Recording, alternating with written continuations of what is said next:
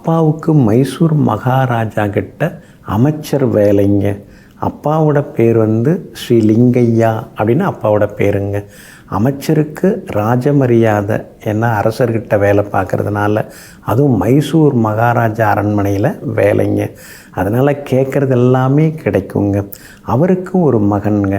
அவர் வந்து அங்கே சொகுசாக இல்லாமல் வேதங்களை படிக்கிறது, பல மொழிகளை தெரிஞ்சுக்கிறது, வேதத்தில் சொல்லப்பட்டிருக்கக்கூடிய சில சூட்சுமங்களை தெரிஞ்சுக்கிறது, இதில் அவர் வந்து ஆர்வம் காட்டினாருங்க.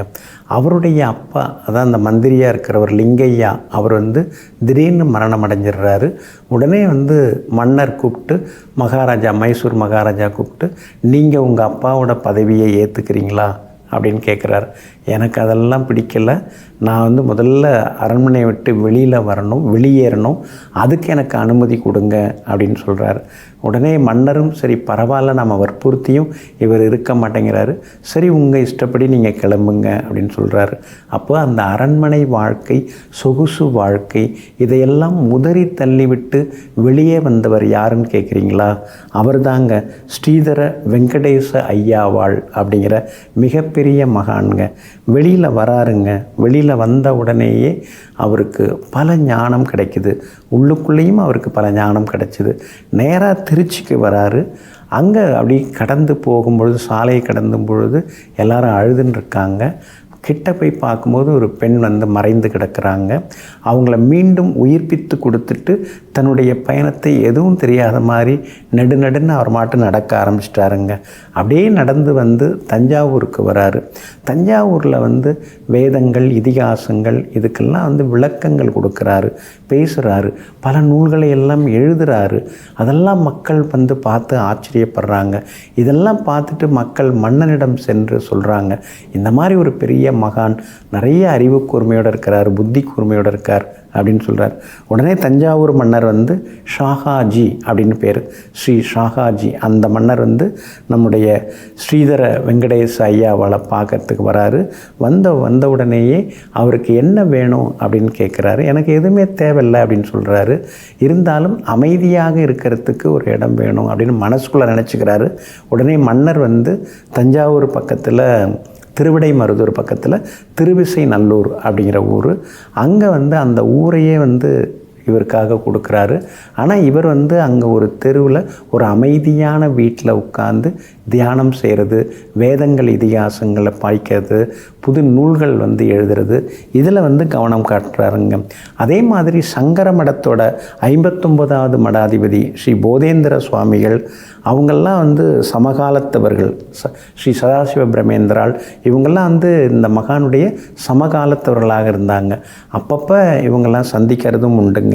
இந்த ஸ்ரீதர வெங்கடேச ஐயாவால் வந்து தாராவளி ஸ்தோத்திரம் அப்படிங்கிற நூல், பகவன் நாமபூஷணம் அப்படிங்கிற நூல், அதுக்கடுத்து வந்து நாமாமிருத ரசாயனம் அப்படிங்கிற நூல், அதுக்கடுத்தது அச்சுதாஷ்டகம், அது மாதிரி நிறைய நூல்கள் வந்து எழுதியிருக்கிறாங்க. இப்படிப்பட்ட இந்த மகான் தன்னுடைய தந்தைக்காக சிரார்த்தம் கொடுக்கறதுக்காக அது வேத வித்துகள் எல்லாம் வச்சுக்கிட்டு இவங்க வந்து இந்த சிரார்த்த திதி கொடுக்கறதுக்காக தயாராகிட்டு இருக்காங்க. உணவுகள், சிரார்த்த உணவுகள்லாம் தயாராக இருக்குது. ஆனால் அதே நேரத்தில் வந்து வாசலில் குடும்பத்தோடு வந்து ஒருத்தர் வந்து யாசகம் கேட்குறாரு.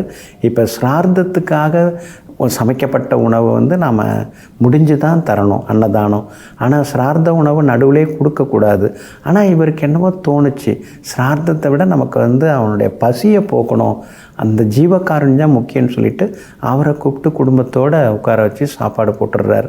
உடனே வந்த வேத வித்துக்கள்லாம் கோபிச்சுக்கிட்டு, சிரார்த்த பூஜை முடியாமல் எப்படி இதெல்லாம் பண்ணுறது, இது பெரிய தப்பு, இதுக்கு பரிகாரம் வந்து நீங்கள் கங்கையில் போய் குளிச்சுட்டு வரணும் அப்படின்னு சொல்கிறாங்க.